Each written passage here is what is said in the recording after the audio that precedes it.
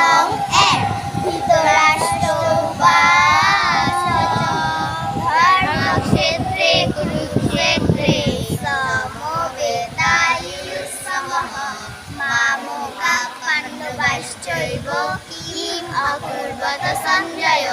অনুবাদ: ধৃতরাষ্ট্র জিজ্ঞাসা করলেন, হে সঞ্জয়, আমার ধর্মক্ষেত্রে যুদ্ধ করার মানুষে আমার সমবেত হয়ে আমার পুত্র এবং পাণ্ডব পুত্রেরা তারপর কি করলেন?